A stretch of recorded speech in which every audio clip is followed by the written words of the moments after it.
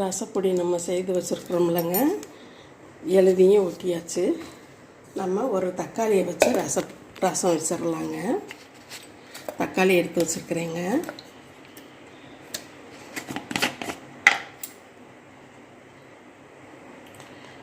நம்மளுக்கு அளவு உங்களுக்கு எத்தனை பேருன்னு பார்த்துக்கோங்க. நான் 1.5 ஸ்பூன் போடுறேங்க. மஞ்சத்தூள், உப்பு, 2 பச்சை மிளகா போடுறீங்க.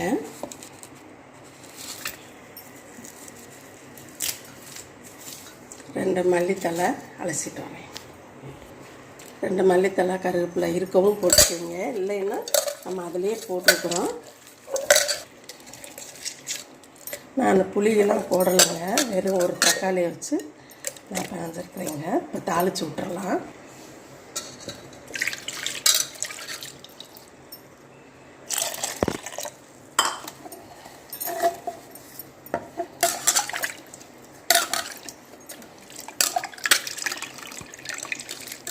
இப்போ வர்ற தக்காளிங்க பிணைகிறது ரொம்ப சிரமமாக இருக்குது.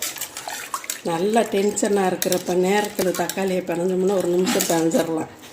அந்த அளவுக்கு கடைசாக இருக்குதுங்க. தாளிக்கிறதுக்கு 2 வெந்தயமும் 2 கடுகு பருப்பு 2 வரமிளகா வச்சுருக்குறேங்க. இதையும் போட்டுக்கலாங்க. இது பச்சை ரசம் கூட குடிச்சு பாருங்களேன், அவ்வளோ அருமையாக இருக்குது. மஞ்சத்தூளை போட்டுக்கலான்னு சொல்லி போட்டு தாங்க போடலை. மஞ்சத்தூள் ரசப்பொடியில் ஒரு மஞ்சப்பொடி சீக்கிரமே கெட்டுரும்.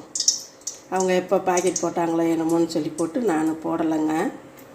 இப்போ வாங்க தாளிக்கலாம். இப்போ எண்ணெய் ஊற்றிட்டேங்க. இப்போ 2 வெந்தயம், 2 கடுகு பருப்பு, கருவேப்பிலை,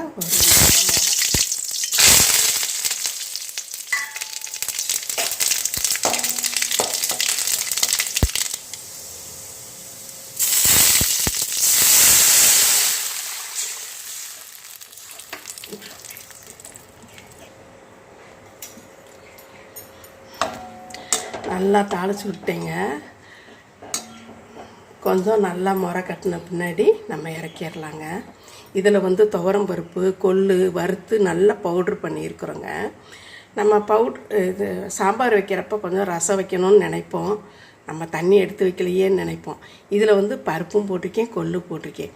நம்ம குட்டீஸுகளுக்கும் சரி நம்மளுக்கும் சரி இந்த கொள்ளு டெய்லி சேர்த்துக்கிறதுனால தப்பே இல்லைங்க, நல்லது தான் செய்யும் கொள்ளு. சரிங்களா?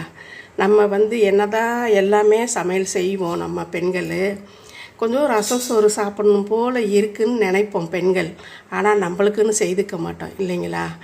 கணவனுக்கும் பிள்ளைங்களுக்கும் செய்தாச்சுல்ல, நம்ம தானே அப்படின்ட்டு போயிடுவோம். இப்படி நம்ம ரசப்பொடி செய்து வச்சுக்கிட்டோம்னா இப்போ எவ்வளோ நேரம் ஆச்சுங்க, ஒரு நிமிஷம் செய்திடலாம். உங்களுக்கும் பிடிச்ச மாதிரி சாப்பிட்டுக்கலாம், ஒரு நிமிஷத்துலேயும் செய்திடலாம். சரிங்களா? நல்லா முறை கட்டிடுச்சுங்க, நம்ம இறக்கிடலாங்க. இதில் 2 மல்லித்தலை போட்டு வச்சுருக்குறேங்க, ஊற்றிக்கலாம்.